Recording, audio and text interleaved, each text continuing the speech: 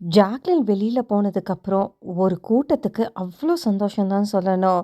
இதுல முக்கியமா பார்த்தீங்கன்னா, ரஞ்சித் ஒரு கேள்விய கேட்குறாரு. அதாவது ஜாக்லினுக்கு அந்த பணம் ரொம்ப முக்கியமா? அந்த பணத்த பார்த்துட்டு தான் அவ ஓடினாளா? அதுக்கு முன்னாடிலாம் சும்மா தானே உட்காந்துட்டு இருந்தான்னு கேட்கும்போது, ஆனந்தி சொல்றாங்க, அவ பணத்த தாண்டி அவளுக்கு ஏதாவது ஒண்ணு பண்ணணும்னு சொல்லிட்டு இருந்துகிட்டே இருந்தா. ஓவர் பிரஷர் அவளுக்கு. எல்லாருமே பண்ணிட்டாங்க. அவளால பண்ண முடியலன்னு சொல்லிட்டு. என்கிட்ட காலையிலேருந்து இப்ப வரைக்கும் அவ என்ன சொல்லிட்டு இருந்தான்னா, நான் பண்ணணும், பண்ணணும்னு சொல்லிட்டு இருந்தவ, மஞ்சரி வந்ததுக்கப்புறம் இல்ல எனக்கு வேண்டான்னு சொல்லிட்டு முடிவு எடுத்தா. தான் போகவே வேணான்னு சொல்லிட்டு தான் இருந்தா. ஏன்னா மஞ்சரி வந்ததுக்கப்புறம், அந்த டிஸ்கஷன் ஆனதுக்கப்புறம், சரி அவ தான் போலியேன்னு சொல்லிட்டு நானும் உட்காந்துட்டு இருந்தேன். ஆனா பிக் பாஸ் சொன்னதுக்கப்புறம் அவகிட்ட நான் ஒண்ணு சொன்னேன். எல்லாருக்கும் ஒரு மொமெண்ட் வரும் ஜாக்லின். அந்த மொமெண்ட் வரும்போது நமக்கே தெரியாம நம்ம பண்றது அவ்ளோ நல்லா சிறப்பா இருக்கும். உனக்கு அந்த மொமெண்ட் வரும்போது தான் தெரியும்னு சொன்னேன். அப்ப என்ன நெனச்சாலும், எது நெனச்சாலும் உடனே ஓடி போய் அங்க போய் நின்னா. அப்பவே மஞ்சரி எதுக்குன்னு கேட்டதுக்கு, அவ என்ன சொன்னான்னா, "நான் பாத்துக்கிறேன்னு" வேற சொன்னா. எவ்ளோ கஷ்டப்பட்டு ஒரு அச்சீவ்மென்ட் பண்ணா தெரியுமா? வெளியில போயிட்டு உள்ள வரும்போது எல்லாருமே எதிர்பார்த்துட்டு இருந்தோம். அவ பண்ணிட்டான்னு சொல்லிட்டு. ஆனா வீட்ட விட்டு போகும்போது அவ என்கிட்ட ஒரு வார்த்த சொன்னா. எனக்கு அந்த மொமெண்ட் வந்துடுச்சுன்னு சொல்லி. கண்டிப்பா அவ வந்து ஃபினாலேல இருப்பான்னு நெனச்சுட்டு இருந்தேன். ஏன்னா, அவ வந்துட்டு 6வது லிஸ்ட்ல போறவ கிடையவே கிடையாது. அதுவும் இல்லாம 15 வாரம் ஒரு நாமினேஷன்ல இருந்து, மக்கள சந்திச்சு, அதுக்கப்புறம் மக்களால காப்பாற்றப்பட்டு தான் அவ இந்த வீட்டுக்குள்ள இருந்தா.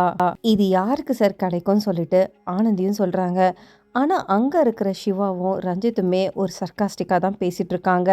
எங்களுக்கு எப்படி தோணுச்சு தெரியுமா? பணத்த வைக்கிற மாரி வச்சுட்டு, அதுக்கப்புறம் அத ஏத்தி விட்டுட்டு ஒரு கேம விளையாடுறான்ற மாதிரி தான் எங்களுக்கு தோணுச்சு. இன்னொன்னுமே எனக்கு டவுட் வந்தது. ரயானு, முத்துக்குமார், ஜாக்லின் கூடி கூடி பேசிட்டு இருந்தாங்க இல்லையா? ஏதோ ஸ்ட்ராட்டஜி போட்டுட்டு யாரையோ கவுக்கணும்னு நெனச்சுட்டு ஏதோ பண்ணிட்டு இருக்காங்க மாதிரி தான் எனக்கு அதுவுமே தோணுச்சு. இந்த கேம பொறுத்தவரைக்கும் ரொம்ப புத்திசாலியா தான் செயல்படணும். அதே தான் சௌந்தர்யா பண்ணாங்க.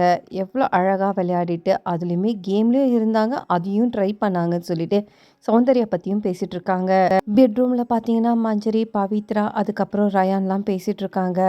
அவகிட்ட நாங்க எவ்வளவோ சொன்னோம். அவ காலையிலேருந்து ஒரு மாதிரி தான் இருந்தா. முடியாது, முடியாதுன்னு சொல்லிக்கிட்டு.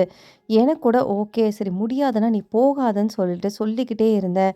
ஆனா, அதையும் கேட்காம, இல்ல நான் ஏதாவது பண்ணணும்னு சொல்லிக்கிட்டே இருந்தா.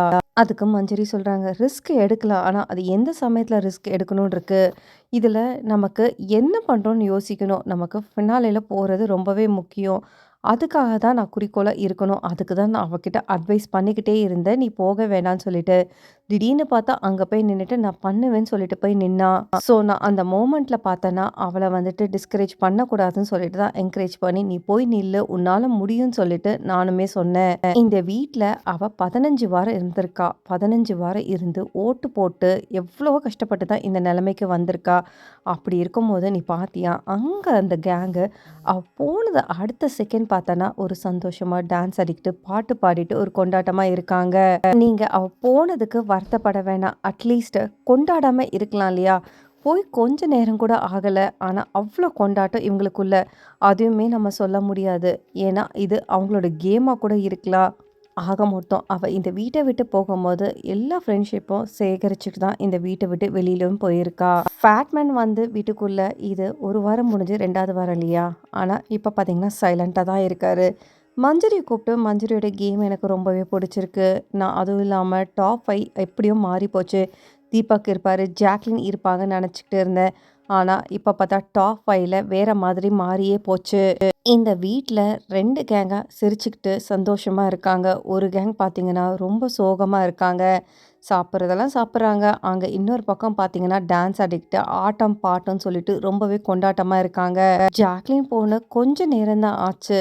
அது இல்லாம அவ ஓட்டிங்ல போயிருந்தா கூட ஓகே. அந்த பொண்ணு ட்ரை பண்ணிட்டு கடைசி நிமிஷத்துல முடியாம அந்த பொண்ணு கிளம்பி போயிருக்கா. ஓட்டிங்ல பொறுத்தவரைக்கும் ப்ராசஸ் அப்படியே தான் இருக்கு. ஆனா, இவங்க பண்றதுல ஓட்டிங் மாறுனாலும் மாறலாம். ஸோ இத பத்தி என்ன நினைக்கிறீங்கன்னு சொல்லிட்டு கமெண்ட் பண்ணிட்டு, பிக் பாஸ் தமிழ் சம்பந்தமான லைவ் அப்டேட் பார்க்கறதுக்கு என் சேனல சப்ஸ்கிரைப் பண்ணுங்க.